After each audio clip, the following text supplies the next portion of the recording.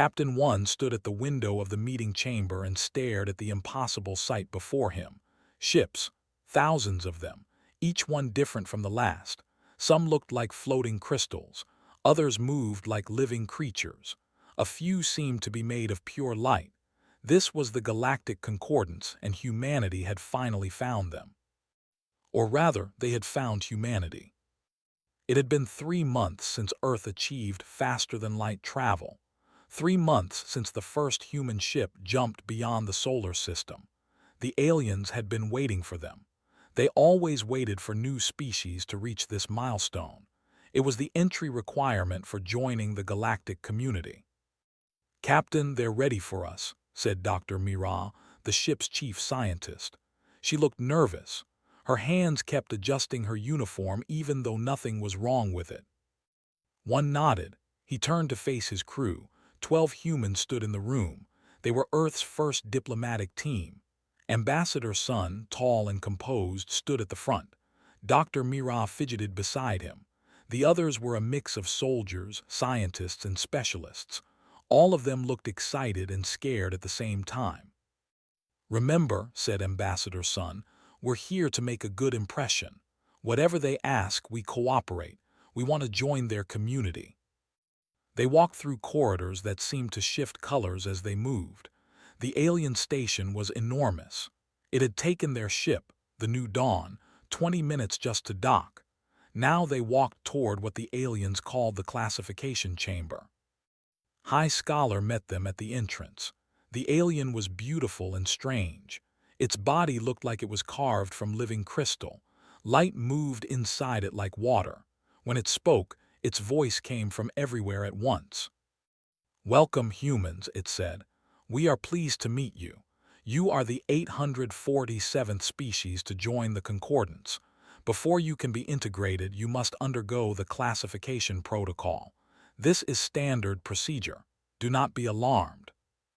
"What does the classification do?" asked Dr. Mira. "It scans your genetic code," explained. "Every species in the galaxy fits into a category based on their evolution: predator, prey, scavenger, symbiont. This determines your role in the Concordance, your territories, and your rights. The system has worked perfectly for 40,000 years. One glanced at his crew. They looked uncertain. He spoke up. "And what category do you think we'll fall into?" His crystal body flickered with colors that might have been amusement. "Based on your initial data, we expect mid-tier predator. Your species has forward-facing eyes. You consume meat. You have tool-making abilities. Likely a pack hunter classification. Quite common, actually. Nothing to worry about." The classification chamber was a large sphere with a platform in the center. Strange machines surrounded it, humming with energy that made one's teeth itch. The crew stepped onto the platform as instructed. Lights began to swirl around them. "The scan takes approximately 5 minutes," said. "You may feel a slight tingling sensation." Dr. Mira whispered to one. "I wonder if our omnivorous diet will confuse it. We eat both plants and meat." "I'm sure they've seen that before," one whispered back. The lights grew brighter, the humming grew louder. One felt the tingling had mentioned. It wasn't unpleasant, just strange, like tiny insects crawling over his skin. He watched the alien scientists monitoring their displays. They seemed relaxed. This was routine for them. Then something changed. The humming became a shriek. The lights flickered wildly. Displays started flashing red symbols that one couldn't read. The alien scientists began moving frantically, their various appendages flying over controls. "What's happening?" shouted Ambassador Sun over the noise. His crystal body was flashing rapidly between colors. "I don't. This has never. The system is not malfunctioning. It's—" The lights went out. The humming stopped. The chamber fell into shocked silence. "Is everyone all right?" asked one. His crew confirmed they were fine, confused but fine. Approached slowly. Its body was dim now, like a lamp running out of power. When it spoke, its voice sounded different, shaken. "In 40,000 years," said quietly, The classification protocol has never failed. We have scanned species from gas giants. We have scanned species made of plasma. We have scanned hive minds and group consciousnesses. The system has always provided a classification. So what are we? Asked Dr. Mira. Predator, prey? Neither, both, I don't, seemed to struggle with the words. The system didn't malfunction. It refused to classify you. It ran your genetic code through every known category and found matches for all of them.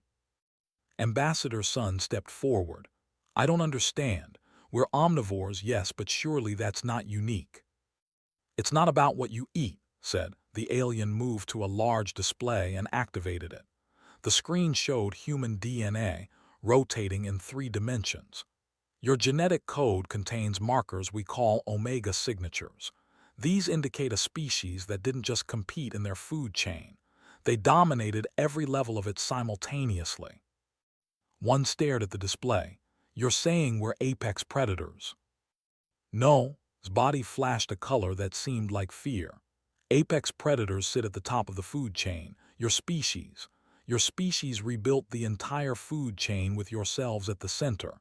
You have predator traits for hunting, prey traits for threat detection and escape, scavenger traits for surviving on anything, symbiont traits for pack bonding and cooperation.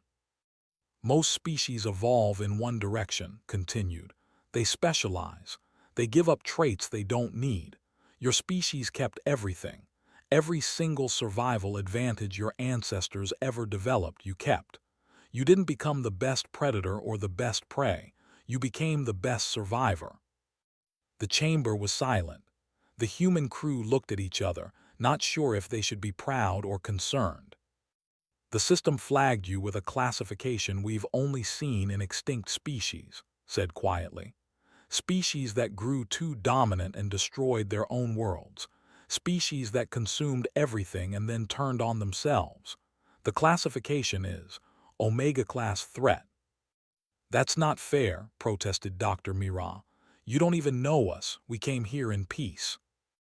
The classification is based on genetic capability, not intention, said. Your DNA shows you are capable of extreme adaptation, extreme persistence, extreme everything.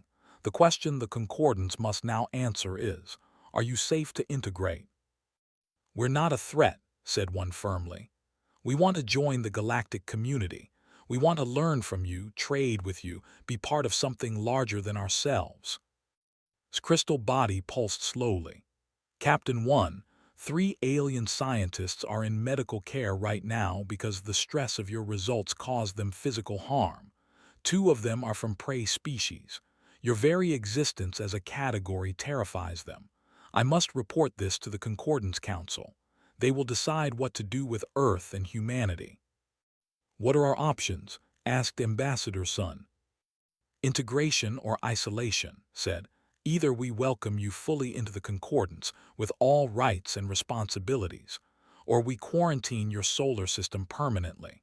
We cannot have an unknown variable loose in the galaxy. One felt anger rising in his chest. You trap us in our own system because your computer can't categorize us. No, said softly. We trap you because our computer is afraid of you, and it has never been afraid before. The meeting ended with tension thick in the air. The human crew returned to the new dawn in silence.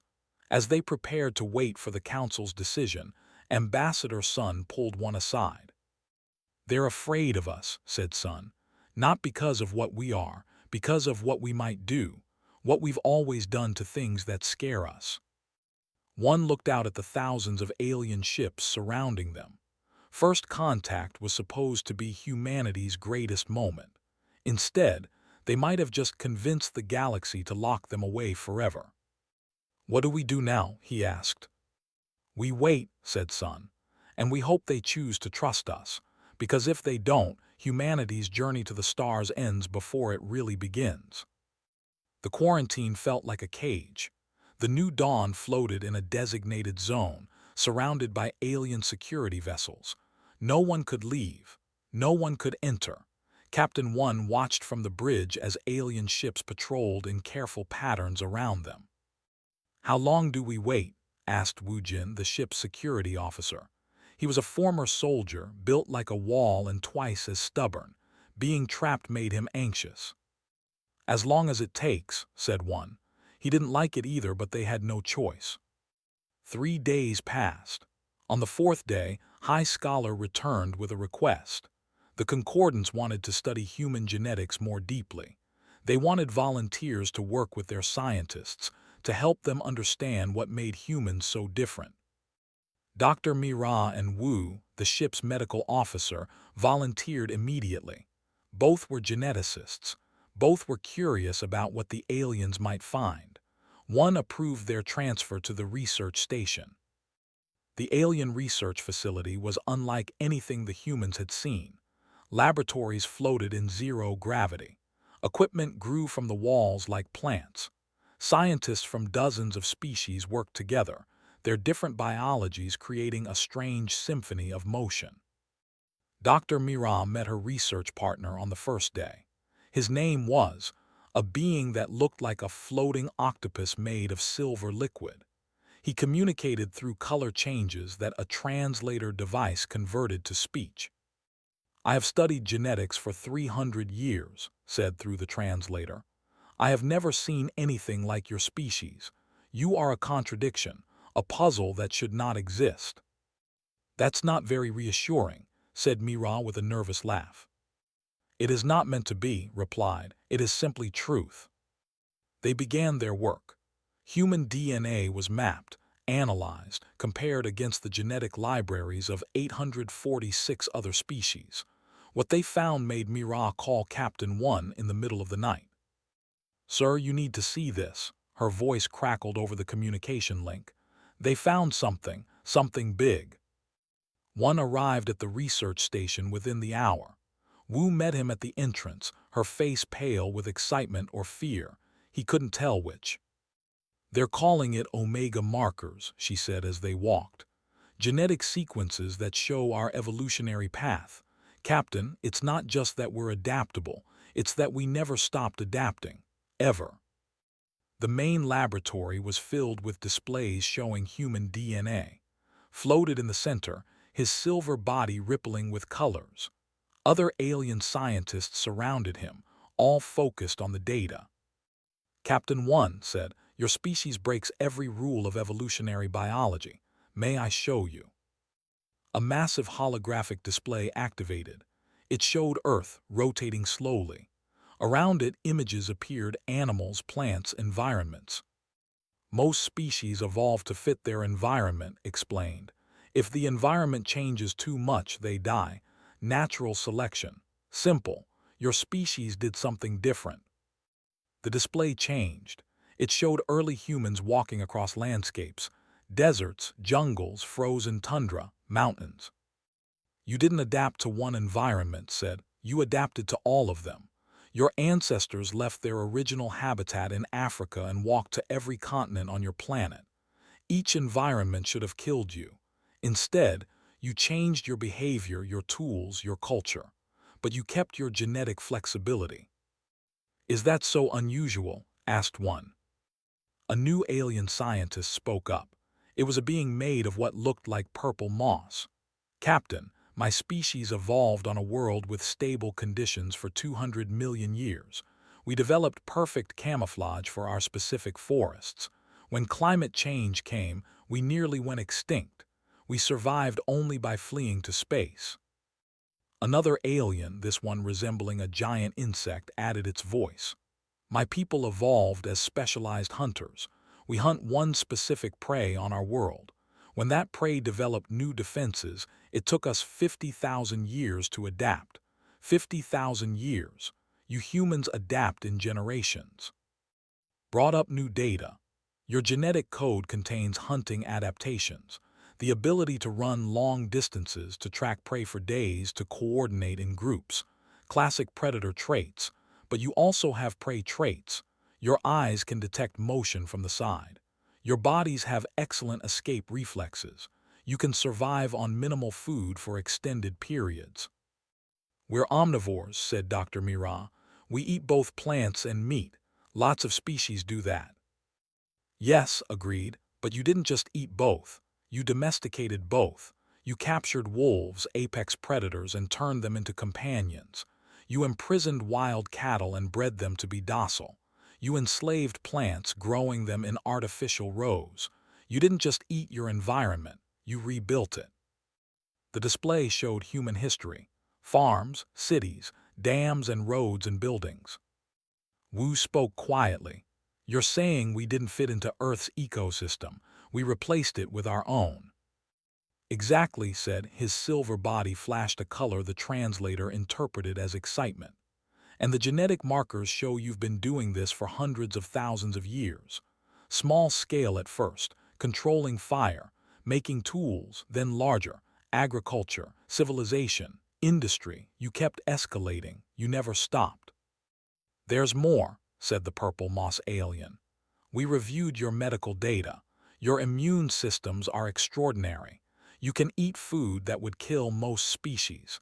Your bodies can survive injuries that would be fatal to others. You heal from wounds that should cripple you permanently. We're resilient, said one. Is that a crime? It's not a crime, said carefully. It's a warning sign.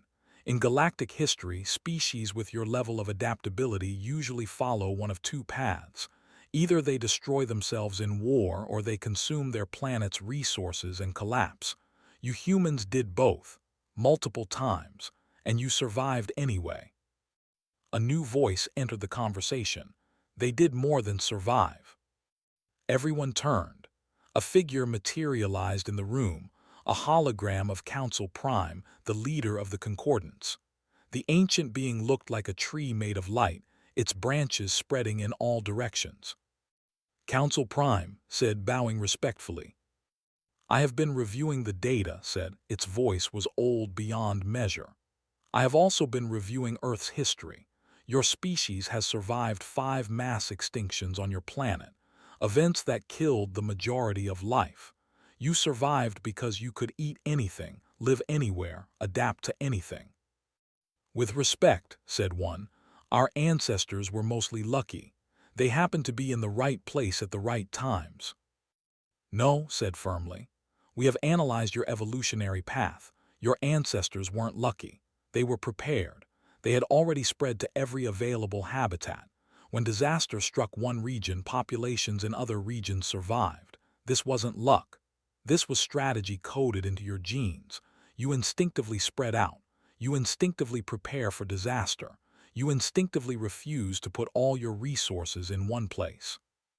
The Council Prime's hologram moved closer to the display of human DNA. The Concordance has an artificial intelligence designed to predict species behavior. We asked it to analyze humanity. Its conclusion was disturbing. A new display appeared. Text in multiple alien languages with a human translation at the bottom.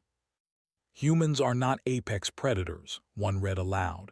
They are apex makers, a species that does not occupy the top of the food chain but reconstructs the food chain with themselves at the center. Classification: Omega class. Threat level: existential. The room fell silent. Existential, said Dr. Mira. That's insane. We're not a threat to the galaxy. The AI doesn't predict what you will do, said. It predicts what you can do. And according to its analysis, humans are capable of reshaping any environment to suit their needs. You will terraform planets. You will domesticate alien species. You will spread through the galaxy not by finding habitable worlds, but by making every world habitable. And that's bad, asked Wu. It's unprecedented, said. In 40,000 years of galactic civilization, we have never encountered a species with this capability. We have apex predators. We have brilliant scientists. We have ancient civilizations. But we have never had a species that simply refuses to accept limits. Wu Jin had been silent until now. The security officer spoke up, his voice hard. So you're going to lock us away because we're good at surviving, because we're adaptable? That's not fair. Fairness is irrelevant, said. The question before the Concordance Council is simple. Are humans safe to integrate into galactic civilization, or will they consume everything in their path? We came in peace, said one. We've done nothing to threaten you. Not yet, said, but your genetic code says you will, eventually, unless you are contained. The hologram faded, leaving the humans and aliens in uncomfortable silence. Spoke softly, his colors muted. I have a question for you, Dr. Mira, an honest question. If the Concordance votes to quarantine Earth, what will humans do? Mira thought about it. She thought about humanity's history. Every time they were told something was impossible, they did it anyway. Every time they faced a barrier, they broke through it. Every time they were locked in, they broke out. We'll find a way through, she said quietly. Humans always do. It might take us years, decades, centuries, but we'll find a way. That's what we do. His body flashed a color that might have been sadness. That is exactly what Council Prime is afraid of. The Concordance Council demanded a full historical presentation. They wanted to understand humanity's past, to see the patterns that led to humans becoming what they were. Ambassador Sun requested help from Earth. Han Sol arrived 2 weeks later. He was a historian and anthropologist, brought specifically to explain human civilization to alien minds. He was young, enthusiastic, and completely unprepared for the reaction his presentation would cause. The council chamber was enormous. Representatives from all 846 species sat in curved rows that surrounded a central platform. Some sat in chairs, others floated. A few existed as clouds of gas contained in force fields. Han Sol stood in the center and tried not to shake. Honored representatives, he began, his voice amplified by alien technology. I am here to tell you about humanity, about where we came from and how we became what we are. He activated his first display. It showed a map of Earth, focusing on Africa. 200,000 years ago, humans existed only here. A small population, not particularly special. We were omnivores, living in groups, using simple tools. Many species on Earth were stronger, faster, more dangerous. We should have stayed a minor species, but we didn't. The display animated, showing humans spreading across continents. We walked. For thousands of years, we just walked. We crossed deserts, climbed mountains, crossed oceans on primitive rafts. We reached every continent except Antarctica. We didn't fly. We didn't teleport. We walked. A creature that looked like a giant rabbit, one of the prey species, raised a paw. Why leave a safe habitat? This makes no sense. Han Sol smiled. That's what makes us human. We get curious. We get bored. We see something beyond the horizon and we have to know what's there. He changed the display. It showed large animals, mammoths, giant sloths, massive birds. When we arrived in new lands, we found megafauna, huge animals that had never seen humans before. Most species would have avoided them. We hunted them, and we hunted them so effectively that many went extinct. Murmurs rippled through the council. Han Sol continued. We didn't just hunt. We outthought our prey. We dug pit traps. We drove herds off cliffs. We threw spears from distances that kept us safe. We hunted in coordinated groups where one human distracted the prey while others attacked from behind. We were not the strongest or fastest, but we were the hunters. The display changed to show other human species, Neanderthals, Denisovans. We weren't alone. Other human species existed, species that were stronger than us, better adapted to cold climates. We met them and they disappeared. We probably didn't hunt them, but we outcompeted them for resources, or we absorbed them through interbreeding. Either way, we're the only human species left. A crystalline being spoke up. You eliminated your cousins, your own genetic relatives. We didn't mean to, said Han Sol. It just happened. When two species compete for the same resources, one usually wins. We won. The presentation continued. Agriculture, the domestication of animals and plants, cities, empires, wars. 10,000 years ago, we ran out of large animals to hunt, said Han Solo. Most species would have declined. We invented farming. We captured wild grasses and bred them into wheat, rice, corn. We captured wild wolves and bred them into dogs. We turned aurochs into cattle, wild boars into pigs. We didn't just adapt to our food sources. We redesigned them. This is slavery, said the rabbit-like alien, its voice shaking. You enslaved other species. Yes, said Han Solo simply. We did. We didn't think of it that way, but that's what it was. We decided we were more important than other species, so we used them.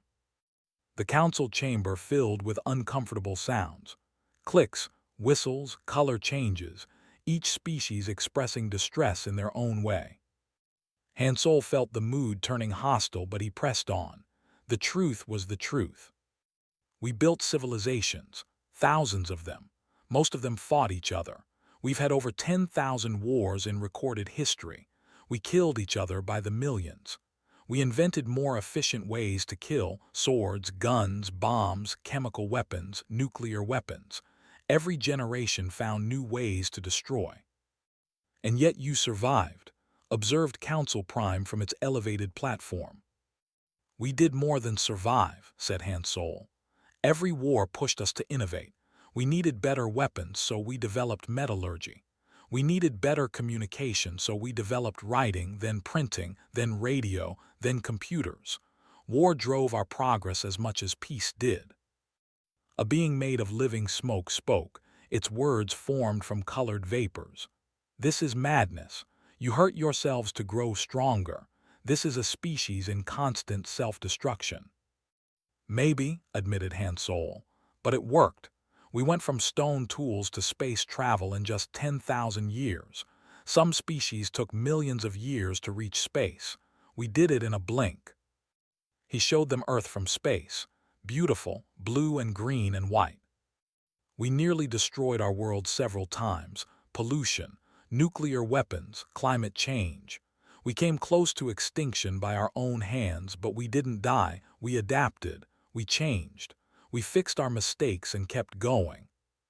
Why? Asked a small floating creature. Why keep pushing? Why not find a comfortable balance and maintain it? Han Solo paused. This was the question he'd been expecting. The question that got to the heart of what made humans different. Because we get bored, he said. Because there's always something we haven't tried yet.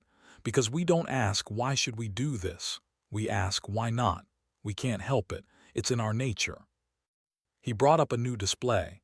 This one showed human entertainment, books, movies, games. Look at our stories, he said. We tell stories about surviving the apocalypse, zombie invasions, alien attacks, nuclear war, artificial intelligence turning against us. We imagine the worst possible scenarios and then we imagine surviving them. Sometimes we tell these stories to our children. The rabbit-like alien stood up, shaking. You train your young to think about survival in horror scenarios. This is psychological warfare against your own offspring. No, said Han Solo gently. It's preparation. We want our children to be ready for anything. Because in human history, anything can happen. We've faced ice ages, plagues, famines, wars. We teach our children that the world is dangerous, but they can survive it. A new alien spoke. This one looked like a floating jellyfish made of crystal. Its species had been in space for thousands of years. My people reached the stars slowly, carefully, over 8,000 years. We studied every risk. We planned every step. You humans achieved in less than a century from your first airplane. You took risks that would have killed most species. Why? Because waiting felt like dying, said Han Solo. Humans have a saying, we'd rather burn out than fade away. We'd rather try and fail than never try at all. He showed them more of human culture, art, music, science, philosophy. We're not monsters, he said quietly. We create beauty. We write poetry. We make music. We question our place in the universe. We care about each other, about other species, about our world. But we also push boundaries. We test limits. We refuse to accept that something is impossible until we've tried it ourselves. Council Prime spoke, its ancient voice filling the chamber. You paint a picture of a species in constant conflict with itself and its environment, a species that cannot rest, cannot accept limits, cannot coexist peacefully with nature. And you expect us to welcome you into the galaxy. I expect you to understand us, said Hansol. Yes, we're dangerous. Yes, we're unpredictable. Yes, we push too hard sometimes.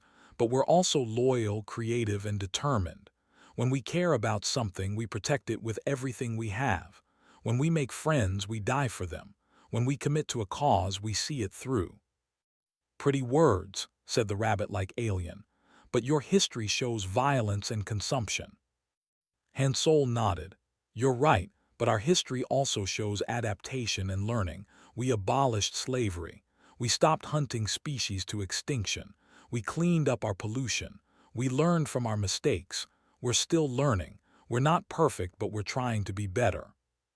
He looked around the chamber at the hundreds of alien faces, trying to read their reactions. I know you're afraid of us, he said. Maybe you should be, but fear alone is a poor reason to isolate us. If you lock us away, we'll eventually break out. That's what humans do. But if you let us in, if you work with us, you might find that we're the best allies you've ever had. Because when humans commit to something, we never give up. Ever. The chamber fell silent. Ambassador Sun watched from the human observation area, hoping that Hansol's honesty hadn't just doomed humanity to isolation. Then a small voice spoke. It was Scholar, the rabbit-like alien who had been asking questions.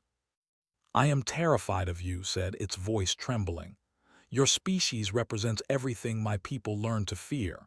You are persistence hunters, you never stop, but I am also fascinated, because you survived everything your world threw at you, and you did it by refusing to quit.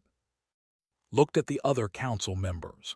Maybe that's what we need, a species that doesn't know when to quit, because the galaxy is dangerous and sometimes survival requires the kind of stubbornness that refuses to accept defeat. Council Prime considered this. Perhaps, or perhaps we would be inviting disaster into our home.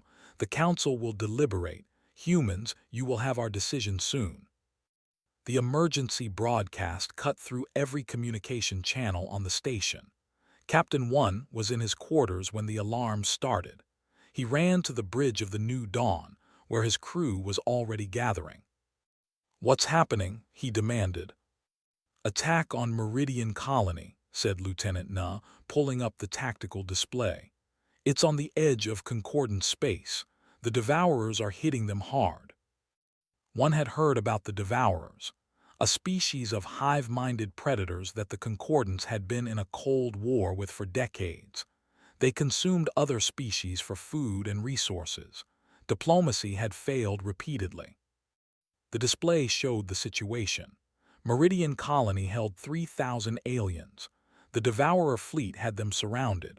Bioships, living vessels that moved like insects, swarmed around the colony's defenses. Where's the Concordance fleet? Asked one. 2 days away, said Wujin grimly. The colony doesn't have 2 days, they have maybe 6 hours. Pilot Min spoke from his station. We could be there in 4 hours, if we push the engines hard. Everyone turned to look at him, then they looked at Captain One. One thought fast. Humanity was on trial. The Concordance was deciding whether to accept them or quarantine Earth forever. Getting involved in a military conflict without permission could make things worse, but 3,000 people were going to die. How long to get council approval? He asked. Hours, said Ambassador Sun, who had rushed to the bridge. Maybe longer. They'll debate, they'll consult procedures. By the time they decide, those people will be dead. So we don't ask permission, said one. We ask forgiveness. Na, get your team ready. Wu Jin, prep weapons. Min, plot the fastest course to Meridian. Everyone else, battle stations. Sir, said Ambassador Sun carefully, this could ruin everything. They might see this as aggression. Then let them, said one. I won't sit here while people die. That's not what humans do. The New Dawn broke from its quarantine zone.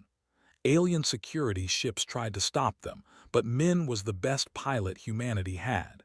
He threaded the ship through their formations like a needle through cloth, never slowing down. Concordance Command is screaming at us, reported the communications officer. They're ordering us to return immediately. Tell them we're responding to an emergency, said one. We'll accept any punishment after we save those people. The jump to faster-than-light speed felt like falling up. 4 hours later, they arrived at Meridian Colony, and it was worse than the reports had indicated. The colony was a collection of connected habitats floating in space. Devourer bioships crawled over it like insects over a dying animal. The colony's defense fleet was in tatters. Ships burned. Bodies floated in the vacuum. The defenders were fighting bravely, but they were losing. Tactical assessment, snapped one. Na studied her displays. 47 enemy bioships. Colony shields are at 30%. Defensive batteries are offline. The defenders are pulling back to the inner habitats. Standard Concordance retreat protocol. What's standard Earth protocol? Asked one. Na smiled. It wasn't a nice smile. We attack. Do it. The New Dawn was not a warship. It was a diplomatic vessel with basic weapons and shields. By any reasonable standard, engaging 47 enemy ships was suicide. But humans had never been particularly reasonable. Min brought them in fast and low, using the colony's structure for cover. The Devourers didn't see them coming until weapons fire tore through their formations. Target the command ships, ordered one. The big ones coordinating the others, cut off the head. Engineer Jin worked frantically at her station, rerouting power from life support to weapons. I can give you 20% more firepower, but we'll be breathing thin air. Do it, said one. The New Dawn carved through the Devourer fleet like a knife. The aliens had never seen humans fight before. They'd never seen a species that approached combat like a puzzle to solve, adapting tactics in real time. When the Devourers tried to surround them, Min used the colony's gravity well to slingshot around, coming at them from a new angle. When energy weapons proved ineffective against bioship armor, Jin suggested using physical projectiles. When those ran out, she weaponized the ship's waste disposal system, launching frozen sewage at high velocity. Did we just kill an enemy ship with frozen toilet waste? Asked Wu Jin. Confirmed, said Jin, and it worked better than the missiles. Humans are insane, muttered one of the alien defenders over the open channel. Insane works, replied one. Lieutenant Na led a boarding team to the colony. 12 humans in combat suits, carrying weapons and medical supplies. They found the colony's defenders retreating down corridors, trying to seal bulkheads behind them. Where are you going? Na asked the alien commander, a being that looked like an armored centipede. Falling back to the core, it replied. Standard procedure, minimize casualties. New procedure, said Na. We go on offense. The alien commander stared at her. Offense? Against Devourers, they'll kill us. They'll kill you if you keep running, said Na. Trust me, we're good at this. The human combat team did something the Concordance defenders had never seen. They attacked. Not in large, organized formations, but in small teams that moved fast and hit hard. They used the colony's structure against the Devourers, setting traps, creating choke points, turning corridors into kill zones. Wu Jin's team used the colony's ventilation system to move behind Devourer positions. They dropped grenades through ceiling panels, then disappeared before the enemy could respond. Na's team baited Devourers into open areas, then the alien defenders cut them down with crossfire. How do you know this will work? Asked the centipede commander. We don't, admitted Na, reloading her weapon. But sitting still definitely doesn't work, so we try this instead. Back on the New Dawn, things were getting desperate. The shields were down to 8%. Hull breaches in 3 sections. Half the weapons were offline. Min was flying on instinct and prayers. "Captain, we can't take much more," said Jin. "The ship's falling apart." One looked at the tactical display. They destroyed 15 enemy ships, damaged another 20, but more kept coming. The Devourers were committing everything to this attack. "Jin, worst-case scenario," said one. "If we vent all the reactor coolant at once, what happens?" The engineer's eyes widened. "It would create a chemical cloud, highly toxic, it would. Captain, that would kill the reactor. We'd be dead in space." "Would it kill the Devourers?" "Probably, their bioships breathe, but sir, we'd be stranded." One thought about 3,000 aliens in the colony. He thought about Earth, about humanity waiting to hear if they'd be accepted into the galaxy. He thought about the Concordance watching to see what humans would do when tested. "Sometimes you have to break your sword to win the fight," he said. "Do it." The New Dawn vented its reactor coolant in a massive cloud. The chemical fog spread through the battlefield, and the Devourer bioships began dying. They convulsed and shut down, their organic systems poisoned. The remaining ships fled. The battle was over. The colony was saved, and the New Dawn floated dead in space, powerless. Min broke the silence. "Well, that was stupid." "Stupidly effective," corrected Jin. "Still stupid," said Wu Jin, but he was smiling. 2 days later, the Concordance fleet arrived. They found the colony intact, the defenders alive, and 12 humans floating in a disabled ship, eating emergency rations and playing cards. High Scholar materialized in the New Dawn's bridge via hologram. Its crystalline body flickered with colors that might have been confusion. "You saved 3,000 lives," it said. "You defeated a Devourer fleet with one ship. You used tactics we've never seen. You turned garbage into weapons. You sacrificed your own ship to protect strangers." "Yes," said one simply. "Why?" asked. "You owe the Concordance nothing. We were debating whether to imprison your entire species. Why would you risk everything to save our people?" One thought about how to explain, how to make an alien understand something that was obvious to every human on his ship. "Because they needed help," he said finally. "That's reason enough."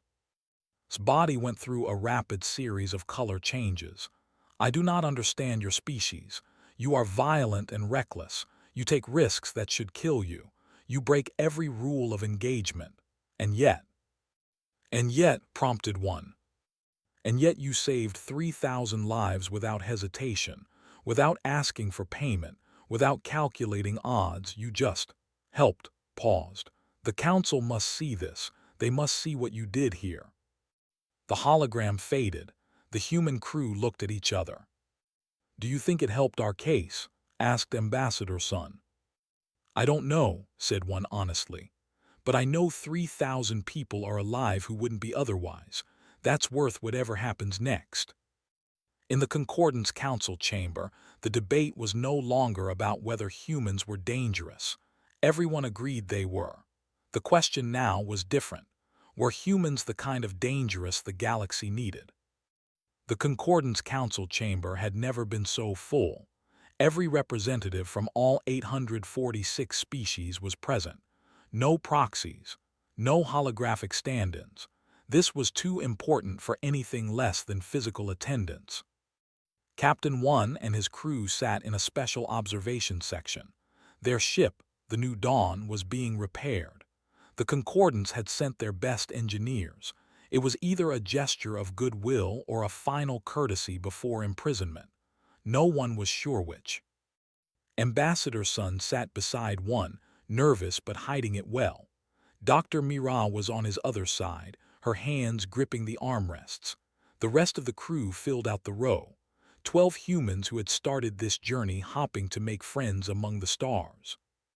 "Whatever happens," said Sun quietly, "we tried our best." "Sometimes your best isn't enough," said Wu Jin. "Sometimes it's more than enough," countered Na. Council Prime entered the chamber, and everyone fell silent. The ancient being moved to its central platform, branches of light extending in all directions. "We have debated for 3 days," said, its voice carrying to every corner of the vast room. "We have reviewed the evidence. We have examined human genetics, human history, and human actions. Now we must vote on whether to integrate humanity into the concordance or quarantine them permanently." A hologram appeared in the center of the chamber. It showed Earth, beautiful and blue, floating in the darkness of space. "Before we vote," said, "there is one more witness to hear from. We have activated the silent observer." Murmurs rippled through the council. The silent observer was legendary. An ancient AI created by one of the first species to reach the stars over 2 million years ago. It had watched civilizations rise and fall. It spoke rarely and only on matters of extreme importance. A new hologram materialized. It looked like nothing and everything, a shifting pattern of light and mathematics that hurt to look at directly. When it spoke, its voice came from inside everyone's mind rather than through sound. "I have observed 10,000 civilizations," it said. "I have seen species achieve greatness and species destroy themselves. I have seen patterns repeat across galaxies and across eons. Humanity follows none of these patterns." The council listened in absolute silence. "Every apex predator in galactic history has followed the same path," continued the observer.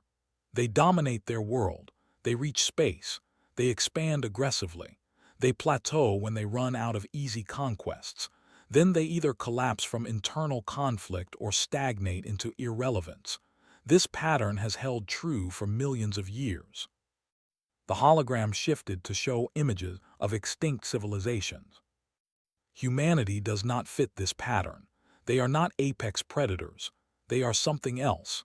Something that appears perhaps once per galaxy per billion years. I call them evolutionary gamblers." "What does that mean?" asked Scholar, the rabbit-like alien. "Most species evolve by specialization," explained the observer. "They become better at one thing. Humanity evolved by refusing to specialize. They kept every advantage their ancestors ever had. They gambled that being adaptable was better than being specialized. It is a risky strategy. Most species who try it fail and go extinct, but the ones who succeed—" The observer paused. The entire council waited. "The ones who succeed reshape their galaxy. They do not fit into existing ecosystems. They create new ones. They do not adapt to their environment. They remake their environment to suit them.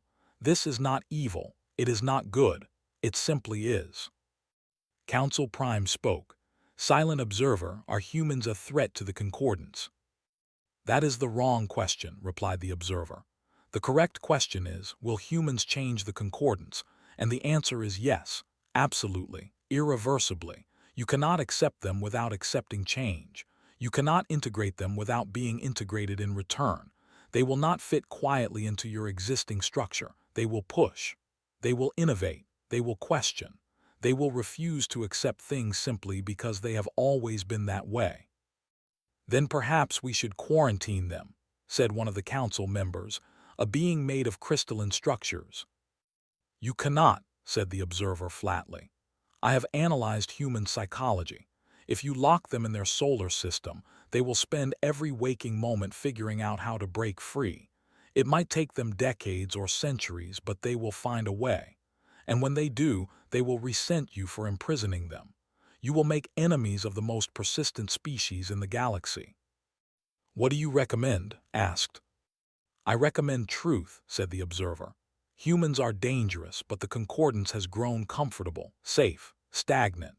You have held the same territories for 5,000 years. You have fought the same enemies to the same stalemates. You have stopped expanding, stopped innovating, stopped dreaming. You need disruption. You need someone to shake you out of your comfortable equilibrium. Humans will do that whether you like it or not." The observer's hologram shifted to show the Battle of Meridian Colony. The footage played for everyone to see. 12 humans saving 3,000 aliens. One ship defeating a fleet. Impossible tactics that somehow worked. They saved your people without hesitation, said the observer. Without calculation, without demanding payment or territory or concessions. They simply saw people in danger and chose to help. This is not the behavior of a hostile species. This is the behavior of a pack-bonding species that extends its loyalty beyond genetic or cultural lines. They also killed devourers with frozen waste, pointed out another council member. Yes, agreed the observer, because humans do not fight fairly. They fight to win, but notice what they did after winning. They provided medical care to the wounded. They shared their emergency supplies. They made friends with the defenders. Humans are capable of great violence. They are also capable of great kindness, often simultaneously. The silent observer's hologram began to fade. You face a choice, concordance. Remain safe and comfortable and slowly decline, or embrace chaos and possibly flourish. Humanity will force you to choose merely by existing. I cannot tell you what to vote, but I can tell you this: you cannot contain them. You can only decide whether they break out as your friends or as your rivals. The observer vanished. The council chamber erupted in debate. Arguments in hundreds of languages filled the air. Some species shouted for integration. Others demanded quarantine. The noise was overwhelming. Council Prime raised its branches, and silence fell. We will vote now, it said. Those in favor of integrating humanity into the concordance signify now. Lights began appearing across the chamber. Each species had one vote. The lights were counted by ancient systems that had never failed. One held his breath. This was it. Humanity's future would be decided in the next few seconds. The counting finished. Council Prime announced the result. 483 votes for integration, 364 votes against. Humanity is accepted into the Galactic Concordance. The human section erupted in cheers. Dr. Mira hugged Ambassador Sun. Wu Jin actually smiled. Min pumped his fist in the air. They had done it. Against all odds, they had convinced the galaxy to take a chance on humanity. But wasn't finished. However, it continued, and the humans fell silent. Humanity will not receive a standard classification. You are hereby designated as Omega-class adaptive species, status, unbound. This designation has never been granted before. It gives you rights no other species possesses. A holographic document appeared, showing the terms. You may settle any unclaimed world in concordant space, read. You may terraform uninhabited planets. You may engage in full military cooperation with concordance forces.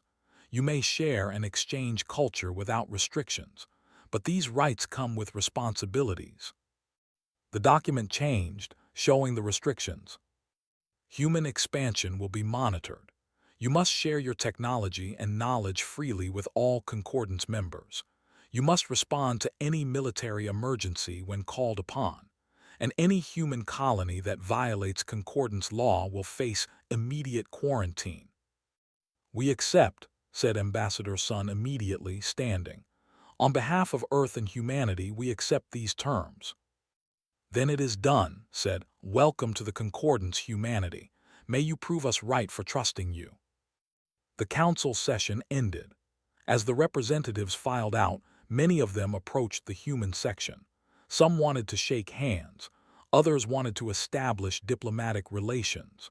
A few just wanted to meet the species that had turned the galaxy upside down in just a few weeks. Scholar approached Dr. Mira, moving slowly on its many legs. I am still afraid of your species, admitted, but I am more afraid of what the galaxy becomes without you. You humans are terrifying. You are also the most hopeful thing I have ever encountered. Mira knelt down to be at eye level with the small alien. We'll prove you right, she said gently.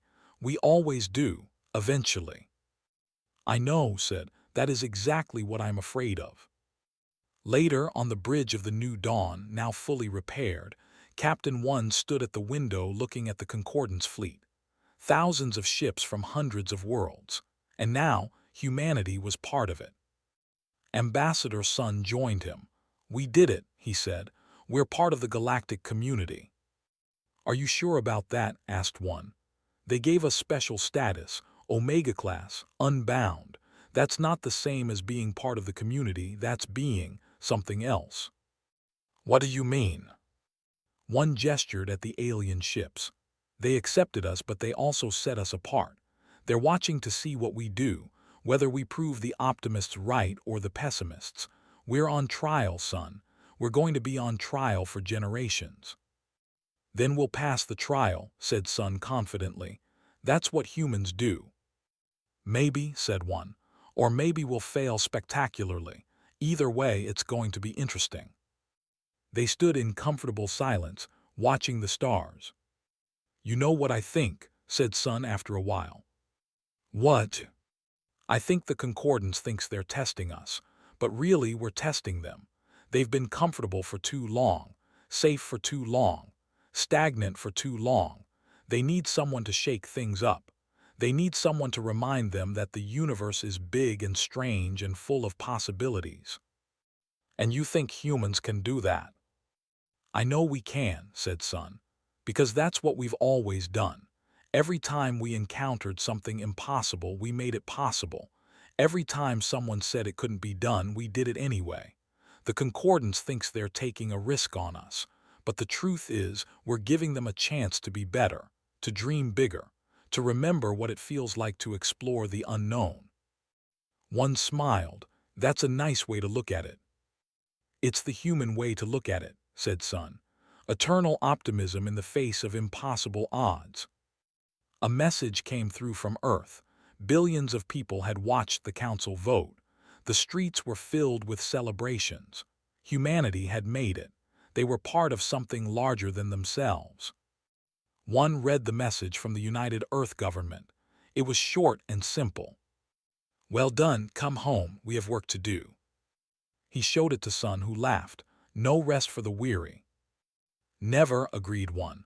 "But that's fine, humans don't rest. We keep moving, keep adapting, keep pushing forward, it's what we do." The new dawn turned toward Earth, beginning the long journey home. Behind them the Concordance watched, some with hope, some with fear, all with curiosity. Humanity had joined the galactic community, and nothing would ever be the same again. 50 years later, human colonies dotted Concordance space. Everywhere humans went, they brought change. They introduced aliens to the concept of rescue animals, taking in abandoned or injured creatures and caring for them. They started competitive sports leagues that mixed human and alien athletes. They volunteered for everything: disaster relief, medical care, education, construction. The Concordance military adopted human tactics, becoming 3 times more effective. The Devourers, once a constant threat, signed a peace treaty after humans offered to help them develop agriculture instead of raiding other species for food. And in the Concordance Council chamber, a new holographic display was installed. It showed a simple phrase in hundreds of alien languages, but the original human English was preserved at the center. "They told us it was impossible, so we did it anyway." It became the unofficial motto of the new Concordance, a reminder that limits are often just suggestions, that the impossible is only impossible until someone makes it possible, that sometimes the best way forward is to simply refuse to accept that there is no way forward. Humanity had found its place among the stars, not as conquerors, not as servants, but as the species that reminded everyone else what was possible when you simply refused to give up. And across the galaxy, on 1,000 worlds, children of 847 different species grew up learning about humans, the species that couldn't be classified, the species that saved strangers without hesitation, the species that was terrifying and hopeful in equal measure, the species that looked at the impossible and asked, "Why not?"